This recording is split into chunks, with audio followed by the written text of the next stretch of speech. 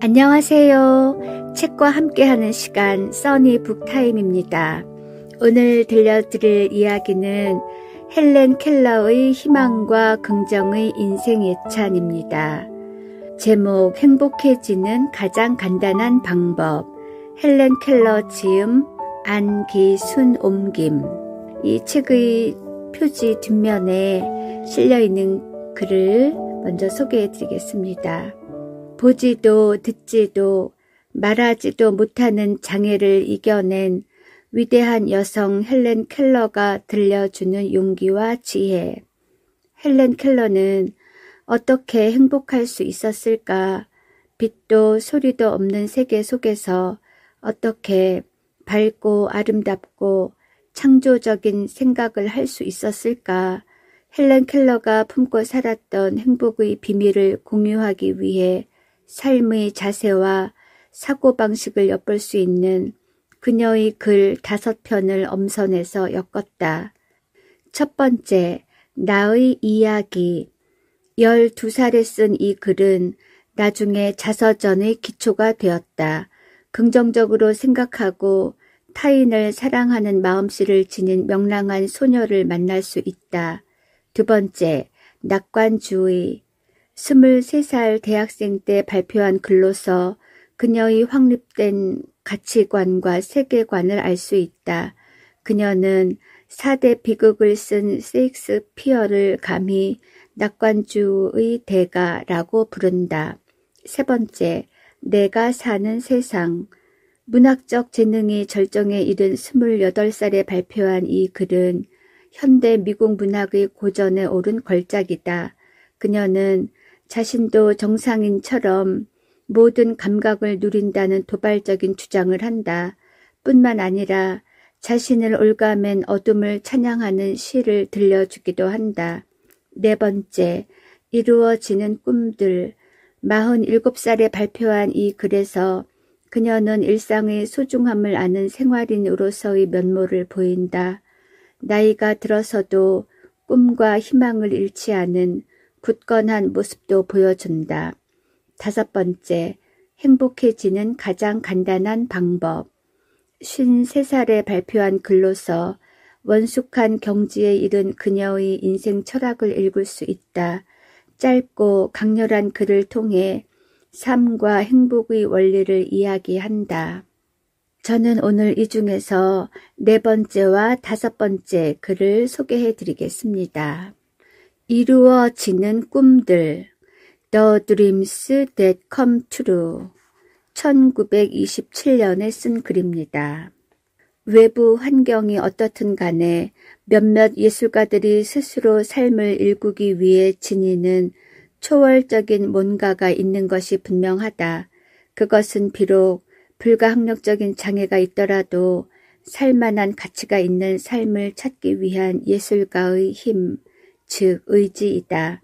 나는 여러 해 동안 이 중요한 사실을 깨우치려고 노력했다. 그런데 여전히 사람들은 내가 행복하다고 하면 이상하게 여긴다.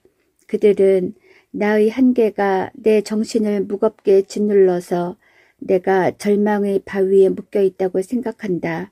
하지만 나에게 행복은 그런 인식들과 거의 상관없다. 우리가 이 세상을 단조롭고 무의미한 것으로 치부해 버린다면 그게 전부라서 다른 무엇도 없을 것이다. 반면에 지구가 우리의 것이고 해와 달이 우리의 행복을 위해 하늘에 걸려 있다고 생각한다면 언덕 위마다 기쁨이, 들판마다 즐거움이 있을 것이다. 왜냐하면 우리 영혼 속의 예술가가 세상 만물을 찬양하기 때문이다. 만약 우리가 저마다 이 세상의 고귀한 존재 이유를 가지고 태어난다고 믿는다면, 다시 말해 우리가 이 육체적 삶의 좁은 한계 안에서 성취할 수 있는 높은 소명을 지니고 있다고 믿는다면 분명히 생명은 존엄성을 지니게 된다. 그런데 나를 가로막는 누군가의 말이 들린다. 나는 당신이 꽃과 햇빛 같은 종류를 좋아하는 것을 이해할 수 있어요. 하지만 하루 종일 집 꼭대기의 작은 서재에 혼자 들어앉아 있으면 무진장 지루하지 않나요? 당신은 창에 비치는 색을 조금도 볼 수 없고 소리도 들을 수 없잖아요. 사물에 들이운 빛과 어둠의 조화를 볼 수 없으니 만져봤자 다 똑같은 사물들에 질리지 않나요? 당신에게는 날짜건 시간이건 다 똑같지 않나요? 절대로 그렇지 않다. 나의 날들은 모두 다르고 어떤 시간도 서로 비슷하지 않다. 하늘을 보고 아름다움을 즐길 뿐만 아니라 비가 올지도 예측할 수 있는 내 친구에게 그러하듯 날들은 나에게도 날마다 다르다. 나는 촉각을 통해 공기의 모든 변화와 움직임을 민감하게 알아차린다. 서재로 햇빛이 쏟아져 들어오는 날에는 각각의 햇살에서 온갖 생명의 기쁨을 느낀다. 내 주변의 그림자를 드리워 얼굴에 서늘함이 느껴지는 비오는 날에는 축축한 대지와 습기 먹은 사물들의 냄새가 사방을 감돈다.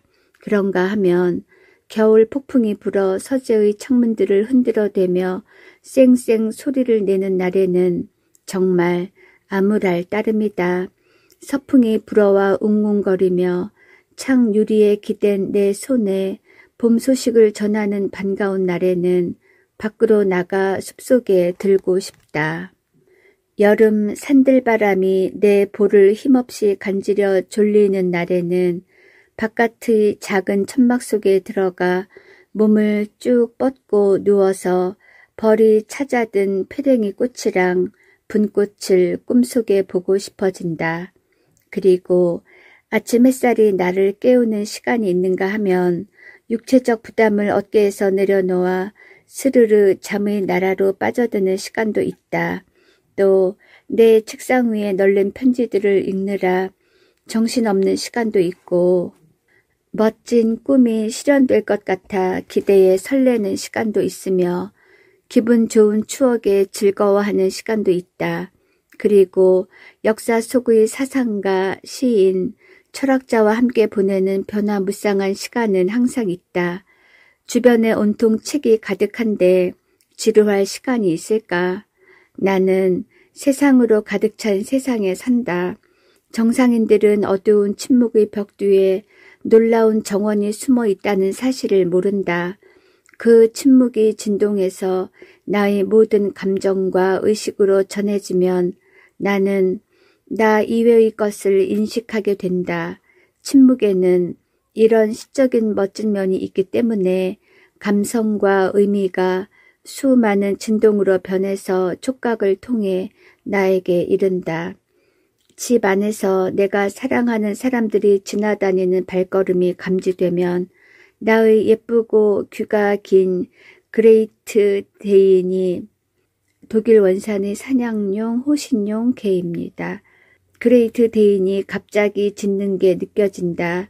또 우리 집 근처에 깔릴 신장로 건설에 필요한 자재를 잔뜩 실은 큰 트럭이 지나갈 때마다 집이 흔들리고 먼지가 가구에 내려앉는 게 느껴진다. 그러면 어느새 내 마음은 뉴욕에서나 느낄 법한 격렬하고 끊임없는 움직임으로 술렁인다. 얼마 전 찰스 린드버그 퍼레이드에 참가하는 비행기 20대가 지나갔을 때는 정말 조마조마했다. 그 비행기들 중 몇 대는 우리 집 가까이 날아와서 정말이지 엔진이 서재 벽을 뚫고 들어온 듯한 소리가 느껴졌다. 진동이 비행기 날개에서부터 전해져 왔다는 생각에 그저 놀랍고 아득할 뿐이었다.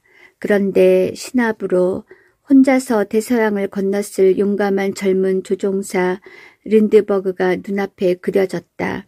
나는 그곳 대서양에서 항로를 가늠할 수 없는 밤을 비행하는 그를 떠올렸다. 내 마음속에 고독의 고통, 곳곳에 숨은 두려움과 회의, 무시무시하고 한없이 깊은 어둠이 다시 나타났다. 나는 그가 계속 몰아가는 대로 그의 생각을 따라잡으려 애썼다. 그러면서 근본적인 수수께끼, 즉 신의 광명만큼이나 다다르기 어려운 깊은 어둠을 의식했다. 린드버그는 모든 것을 파는 세계의 시장에서 꿈을 샀다.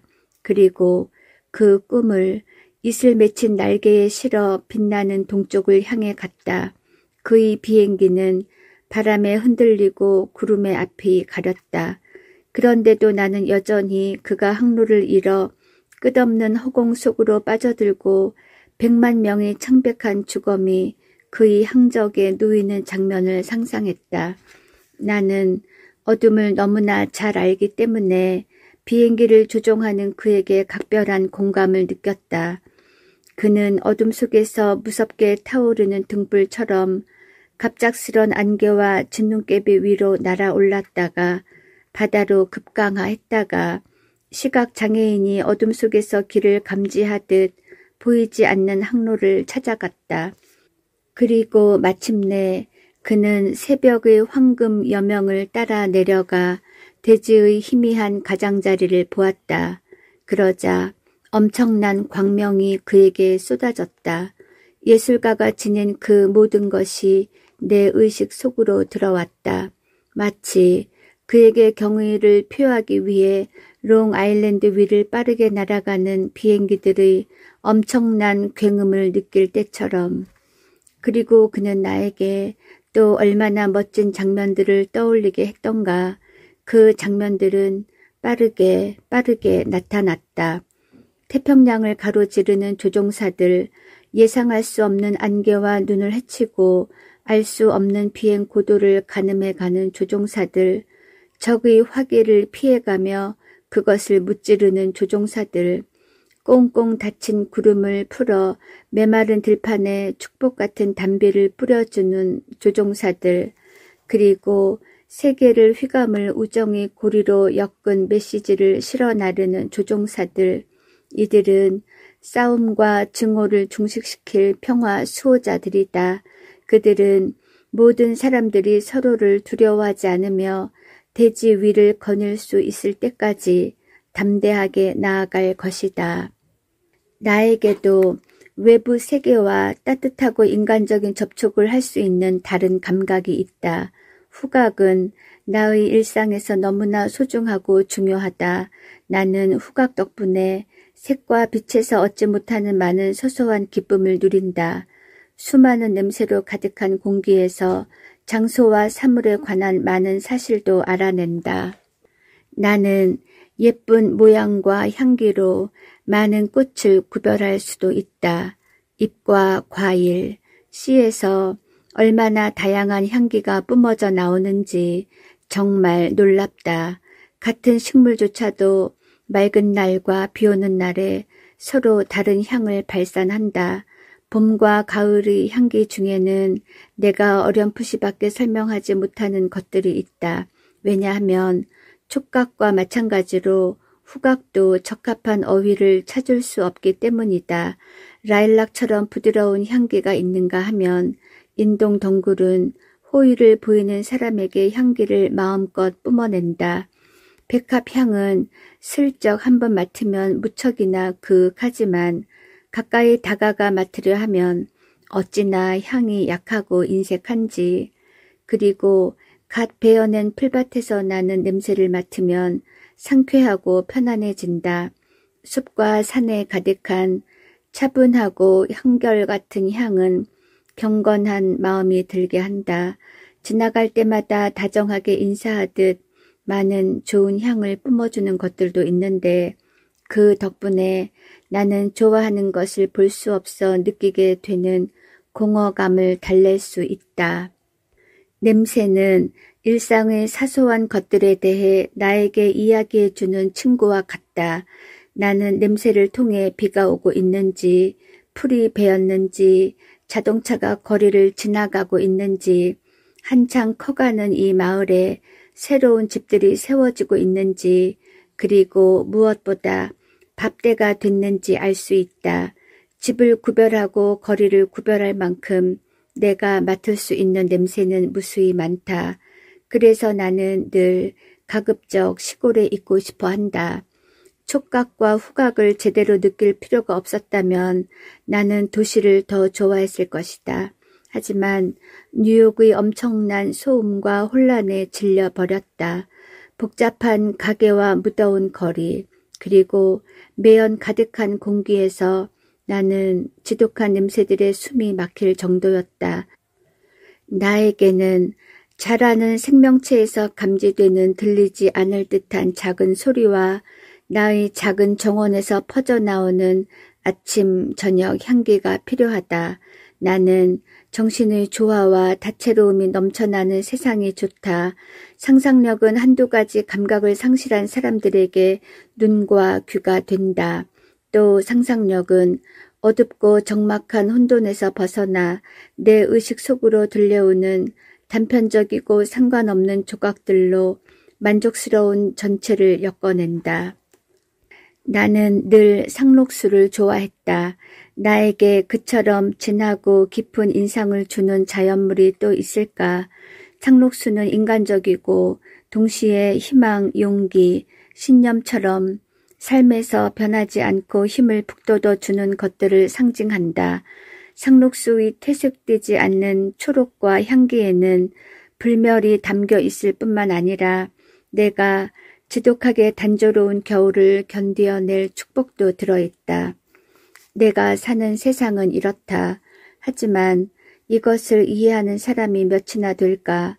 나는 마음속에 불쑥불쑥 떠오르는 많은 것들을 깨달았다. 나는 그것들을 생각할 때면 의아한 마음이 들어 속으로 이렇게 혼잣말을 한다. 다른 사람들도 비슷하게 생각하고 느끼겠지. 다른 사람들도 나만큼 정신적인 삶에 대해 의식하고 있겠지. 사람들이 말을 들어보면 이런 결론에 도달하게 된다. 육체적 한계 때문에 어느 정도는 지적 작용이 강해지고 명확해진다. 역설적이지만 나는 약점이 강점을 낳는다고 생각한다. 더욱이 이 믿음은 성서에도 나온다. 사도 바울은 말한다. 내가 약할 그때에 오히려 내가 강하기 때문입니다. 이것은 육체적으로 장애가 있는 사람들에게 크게 기운을 북돋워 주는 말이다. 한계 때문에 내향성 전환이 일어나 생각이 활발해진다는 것은 확실히 맞는 말이다. 일상의 사소한 일들이 유달리 중요해지고 그 사소한 일들의 정신적 요소가 결합된다. 특별한 가치가 없는 일이 정신의 용광로에서 아름답고 값진 일로 탈바꿈하는 것은 가히 기적이다. 생각의 변형과 분류는 뇌 속에서 조금씩 일어난다. 뇌에는 제한된 삶에 즐거움을 주는 존재와 사건이 등록되어 있다. 그 존재와 사건은 일단 기억 속에 저장되면 혼자만의 시간 동안 수많은 재밌거리를 만들어낸다. 이것이 바로 내가 시청각 장애를 느끼지 않는 이유이다. 나는 이미 오래오래 전에 절망의 무서운 구렁텅이에서 벗어났다. 나의 삶은 행복하다. 훌륭한 친구들이 있고 하고 싶은 재미있는 일도 무궁무진하기 때문이다. 나는 내 한계에 대해 생각하지 않는다. 또 한계 때문에 슬퍼하지도 않는다. 물론 이따금 한계에서 벗어나고 싶은 열망에 사로잡힐 때가 있다. 하지만 그것은 꽃 사이를 지나는 바람처럼 덧없다. 바람이 지나가고 나면 꽃은 다시 만족한다. 그런데 나만의 어둠이 드리운 행복한 밤에 도움을 요청하는 목소리가 들려왔다. 그것은 어미새가 새끼 새에게 문제가 있을 때 듣게 되는 새끼 새의 울음소리처럼 계속 들려왔다. 나는 그 목소리가 내가 도와줄 수 없는 날이 올 때까지 끊이지 않으리라는 것을 안다. 나는 다른 장애인들을 도와 어둠의 벽을 허물고 행복의 생명수를 침묵의 사막으로 흘러들게 하고 싶다. 다음 이야기입니다. 행복해지는 가장 간단한 방법. The simplest way to be happy. 이 글은 헬렌 켈러가 53살 1933년에 쓴 글입니다.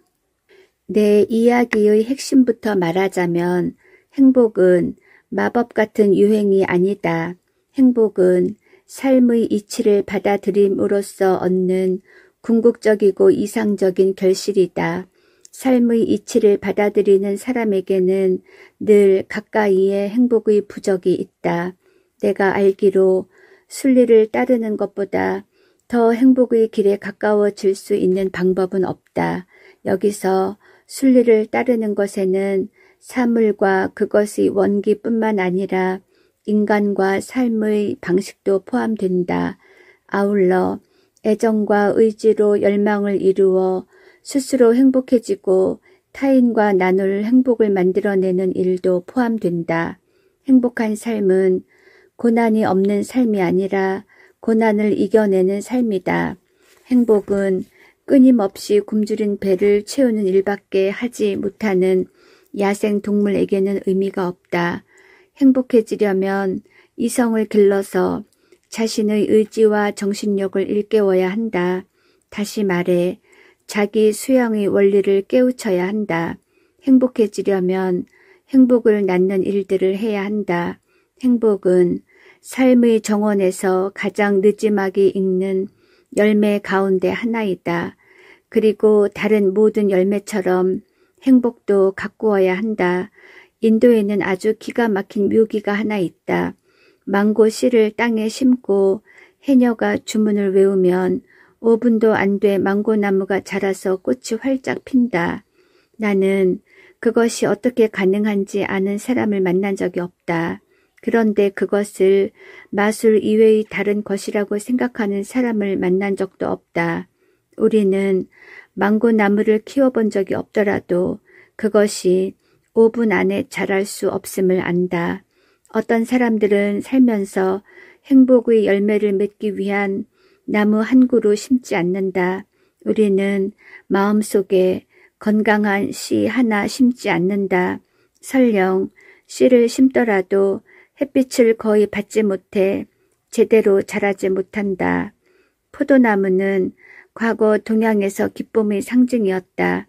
그 열매인 포도는 사람의 마음을 즐겁게 했다. 포도 주스는 모든 농부가 식사 때 즐겨 마신 음료였다. 포도 주스에서 얻는 즐거움은 몸에 필요한 것을 채우는 즐거움이었다. 하지만 이것은 진정한 행복이 아니다. 팔레스타인 포도밭의 포도나무는 결실의 상징이자 나눔의 상징이었다. 즉 타인의 선을 욕심 없이 기쁘게 받아들이고 타인을 위해 살고 일하도록 영감을 주는 존재였다. 요컨대 행복해지는 가장 간단한 방법은 선을 행하는 것이다. 행선은 곧 확실한 행복이다. 이것은 명백한 인과 법칙이다. 우리가 행복해지려고 다른 모든 방법을 시도해봤자 결국 모두 실패하고 말지 않는가. 가시나무에서 무화과를 딸 수 없고 엉겅퀴에서 포도를 딸 수 없다. 나무는 토양과 전기 속에서 순리에 따라 열매를 맺는다. 우리가 나무의 성장 조건을 제대로 맞춰주면서 잘 익은 황금 열매를 동경하는 시간을 견뎌낸다면 행복은 올 것이다. 틀림없이 온다. 이것이 바로 세상 만물의 원리이다. 만약 노력을 더하고 욕심을 덜어낸다면 그 청렴의 대가로 열매는 훨씬 더 달콤해질 것이다. 헬렌 켈러의 희망과 긍정의 인생 예찬. 이루어지는 꿈들, 행복해지는 가장 간단한 방법 소개해드렸습니다. 오늘도 수고 많으셨지요? 편안한 밤 되세요. 감사합니다.